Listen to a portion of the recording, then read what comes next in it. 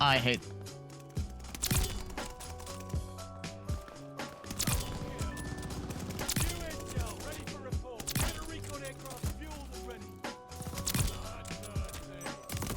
Oh my. Yo, is that okay? Oh my god. They don't have a yellow backpack. It's 3 days. Yo! Got hypnotic, bitch, so just die.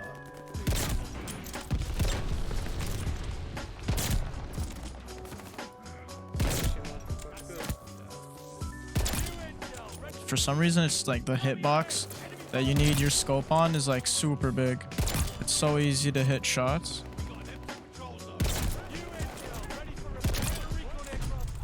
Oh shit.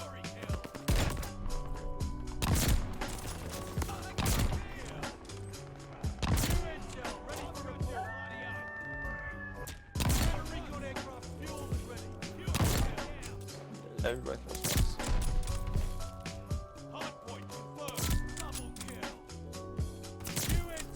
Oh, oh, oh, oh, oh, oh, oh, oh, oh, oh, oh, oh, oh, oh, oh.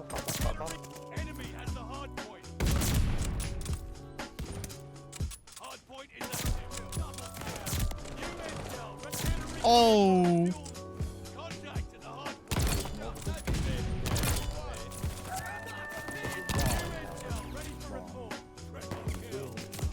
No.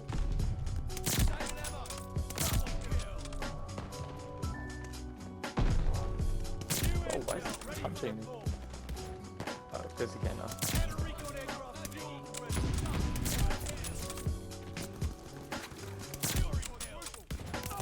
Bro, they're all spawning.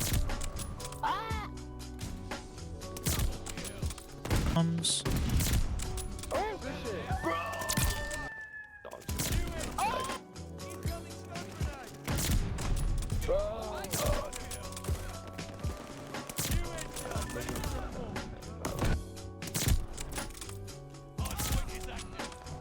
They fucking take that hot.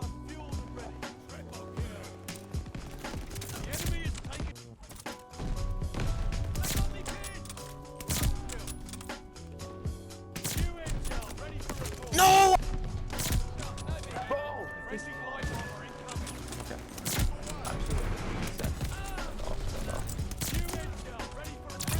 Oh my lord. I think I'm just bad. Oh. I think that's enough. Oh. Oh. Oh. Oh. Oh. I hit marker it. I hit marker it. Oh. Do it again. Oh. Oh. Oh, no, I messed up. All right, now let's get straight into the best sniper settings on Vanguard, whether it's your graphics, your controls, you know, sensitivity, deadzone, all of it. So I'm going to go through everything, a complete ultimate guide. So in the display section of graphics, my display mode is full screen. I just feel like it's better, and always make sure to set your refresh rate to the highest that your monitor can go. Now in the quality section for graphics, you want to make sure that your quality preset is set at custom. That way you can play around with every single one of these settings. So render resolution is 100 for me. It depends on your guys' monitors. As for all these graphics and details, as you can see as I'm scrolling down, I have it just all turned down. I just want the most FPS I can get. This is very important right here. Fidelity FX CAS. You're going to want to set this at 80 and turn it on. It makes the game a lot sharper and better. I can show you how it looks with it off, and then you can see how it looks with it on.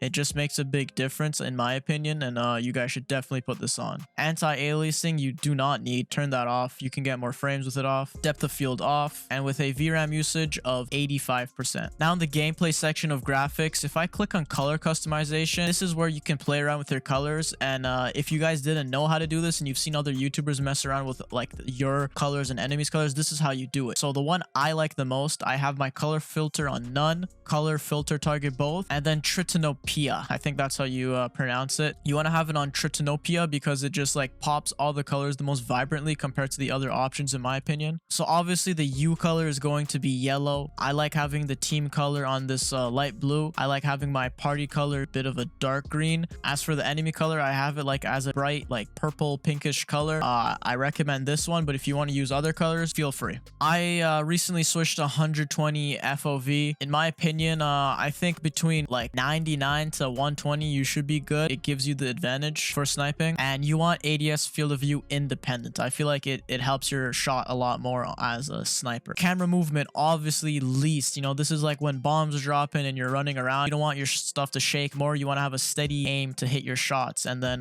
world and weapon motion blur obviously off. Audio is honestly completely up to you. If you want your what you want your master volume to be, music volume, dialogue, sound, blah blah blah. I have my hit marker sound effect on Vanguard. It's pretty satisfying. Whatever you want. If you guys have headphones, make sure this is on headphones. The best sound quality in my opinion. Now in the interface section, if you want, you can turn profanity filter off so that you know. Now, as you can see on the top right of my screen, I like showing my FPS counter. I like showing server latency, and I have the system clock on because, you know, big brain people, they have the system clocks. They don't lose track of time when they're playing this game. You know what I'm saying? Now, getting into the important stuff. I am a controller player, so this section will be very good for you. I play on 2020 sensitivity, and in my opinion, I feel like the lowest you should go if you're trying to be a super cool, flicky, awesome sniping guy, I feel like the lowest you should go is 13, and, you know, obviously up to 20. So 13 to 20 you should be good if you're trying to be a sick awesome sniper. I have my ADS sensitivity multiplier at 1. This is completely up to you guys, whatever you're comfortable with, lower, higher. This doesn't like, you know, make you better or worse. It's literally what you're used to. And if you want, you can turn on custom zooms for like every single type of zoom. I don't really care. I turn it off and I just have it set on 1. As for my button layout, I play on bumper jumper tactical. I don't know if a lot of people play on this. It's a bit of a more random one, but this is what I play on. And then if you click on the show more or less thing, you can, you know, flip your bumpers. I know a lot of people do that, but there's another option that can help the triggers just as good as bumpers. I'll show you that after. Button layout's completely up to you as well. You don't have to copy me. This is very important. I recommend dynamic aim response curve to everyone, all snipers. I feel like you should use this. And now if you're looking at this, you're looking at dynamic, linear, and standard, and you don't know what I'm talking about, I'm going to give a brief explanation on what aim response curve is and how all three of these work to the best of my ability, of course. So when you move, when you look around and like you flick your thumbsticks around when you're playing the game, you're sniping, you're looking around, your aim response curve is what ramps up your sensitivity. So if you have standard aim response curve, when you turn to the right, it's not instant. It's not an instant input of your sensitivity. It's not like a mouse, you know? So I play on 2020 sensitivity as I showed before. If I had standard, when I flick my thumb stick to the right to look right, my sensitivity ramps up from 0 all the way to 20. So it's not just a sudden jerk of the head movement. It like ramps my sensitivity up. Linear is basically the exact opposite. It gets rid of that gradual buildup of your sensitivity, and the second you touch your thumbsticks to look around, it's that immediate initial response of the sensitivity you have. So I'm on 2020 sensitivity. If I played on linear, whenever I look around, I'm straight into 2020 sensitivity. So it's very responsive and fast. And dynamic is basically the best of both worlds. It's like standard. It has a buildup, but it's a shorter buildup. As you can see, it says reverse S-curve mapping for fine aim control. So I feel like dynamic is overall the best, and you should get used to it. Controller vibration, obviously off. I respect the people that use this, but you're kind of weird. What are you doing? Like turning on vibration, like putting it on your butt? This is a big one. Weapon fire threshold. Turn this off. I had it on because the game automatically turns on for some reason. As you can see, the fire button will simulate a gun's trigger with different thresholds to fire different weapons. That's just, I don't know, it's more of an immersive effect. Just turn that off. This is a new setting and pretty important. ADS sensitivity transitioning time. So as you can see here, choose at which moment the sensitivity changes when transitioning from hip fire to aim down sights. So hip fire is just when you're not zoomed in with your sniper, when you're just running around, and whenever you click your left bumper to as I was saying, whenever you click in your left bumper to ADS, this is the transitioning from your sensitivity. So my sensitivity is 20, and as I showed before, my ADS sensitivity is 1. So when I ADS, it's going from my 20 to my aim down sight sensitivity of 1. So this used to be on instant, and it completely messed me up. So the second I even like click the aim in button, my ADS right away goes to 1, which is obviously way lower than your sensitivity of 20. So like if someone would run past me and I'd like aim in, I'd obviously feel super slow. So I played around, I tried after zoom, I tried gradual, and gradual feels the best for me.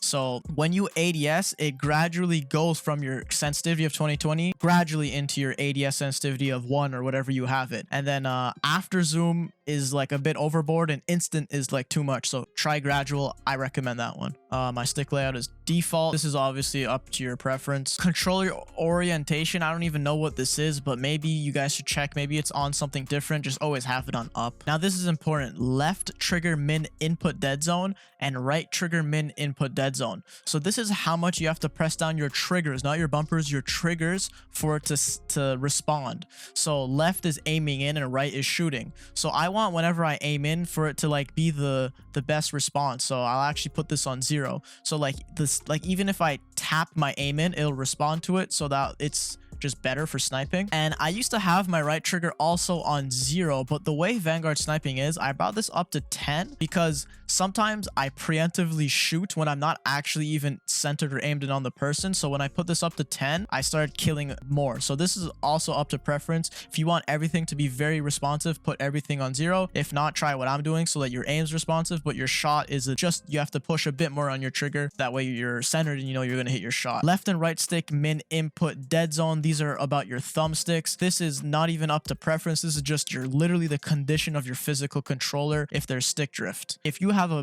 brand new controller, I recommend having it at 3, but mine's starting to get a bit of stick drift, so I've gone up to 5, and I like this.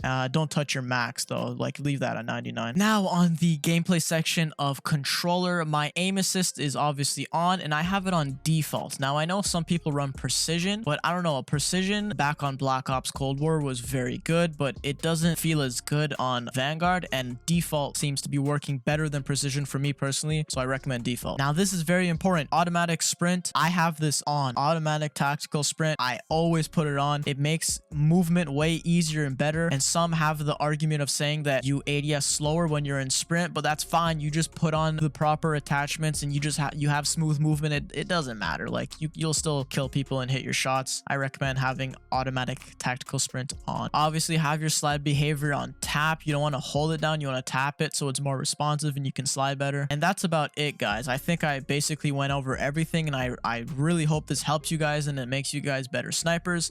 If this was a good video and it helped out, drop a thumbs up on the video, subscribe if you're new, ring that notification bell, and comment something that I missed or maybe that you have a question on. I respond to all my comments that you know, are questions or like just showing love. So comment something nice or comment a question, I'll definitely respond to you. Anyways, it's been SheyOnTop. Thank you for watching this video. I love you guys.